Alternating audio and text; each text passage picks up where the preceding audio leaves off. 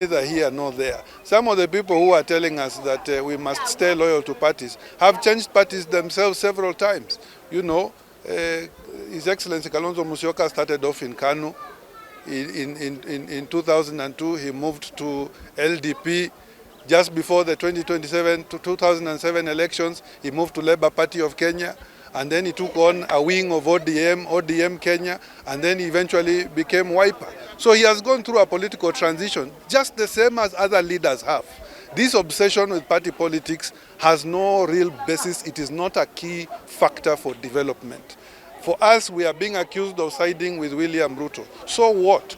His Excellency William Ruto is the president of Kenya. That is where development is to be found. There is no development to be found in Sekuru at the moment. If Kalonzo Musyoka becomes president, people will align accordingly. For now, where we are today is that we have a sitting head of state who has a clear agenda on what he wants to do. He has more clarity about what he wants to do for the people of Machakos than some of the people here who are elected leaders in Machakos.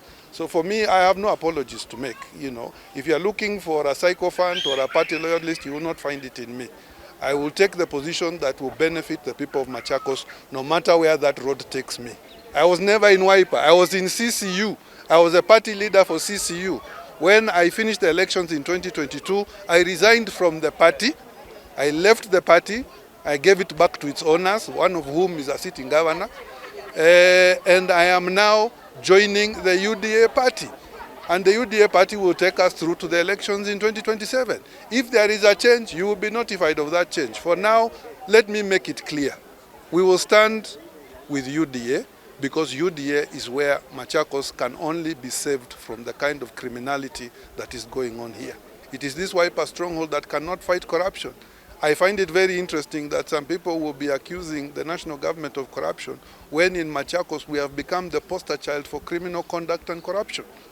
This part, Machakos is run by Wiper. It is not run by UDA.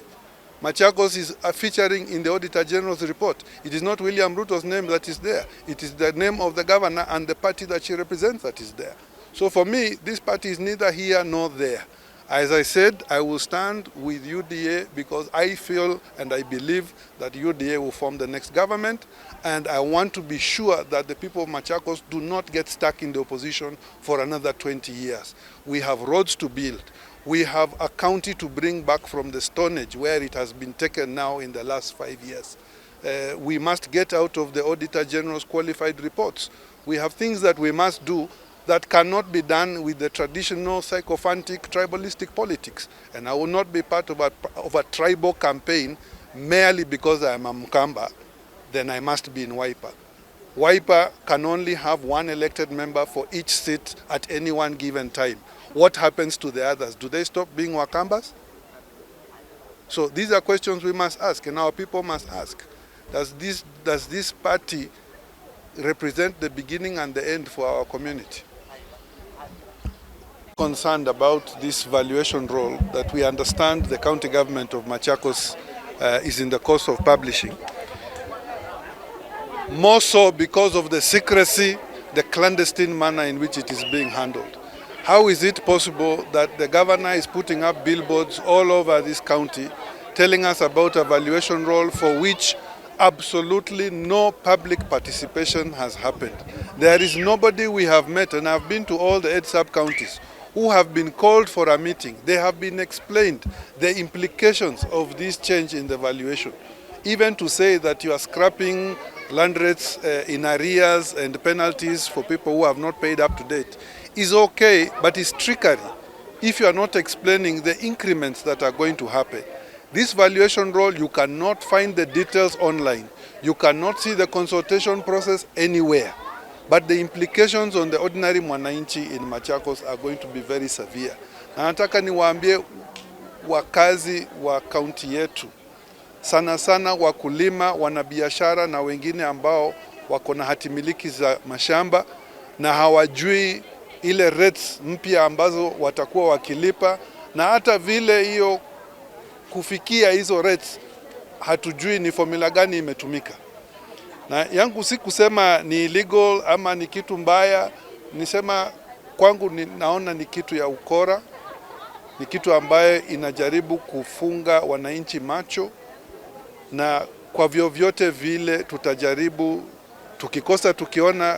tukikosa kuona hiyo valuation roll, tukikosa kuona ile consultation na public consultations ambayo zilifanyika, lazima hatunda kuwa na any otherwise, lakini kuongea na members of the county assembly to block this from being implemented, because at this moment in time is only the county assembly which can call this governor to order.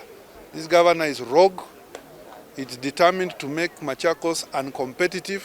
It's determined to destroy the livelihoods of our businessmen and determined to kill farming, because this valuation roll is not transparent and we are not going to allow it. The people who have made investments, retiring, people who cannot afford to pay rates which are not transparent, please be knowing that we will work on this. If we are not able to stop her now, we will reverse it and do a more transparent process next year when we are in office. Made to understand from other leaders that they are exploring legal options. Mine is to work with the county assembly. I am in constant touch with members of the county assembly, and for me, it's not going to be business as usual. I am talking to the aligned members of the county assembly. We shall motivate them accordingly. So you will know that I already have a stake in this county. When I sit and I speak today, I am already aligned to over 26 members of the county assembly. And I want to get it to 30 before we get to the year end. There is no business in that house which will proceed without us getting consulted and making sure that the people of Machakos' interests are covered. That I want to assure the residents of Machakos. This cannot be fighting as usual. We can go to court na atatumia pesa kufrustrate watu. Sisi tutawork with elected leaders who have already declared their stand on this issue. They will not stand for corruption. They will not stand for a lack of transparency.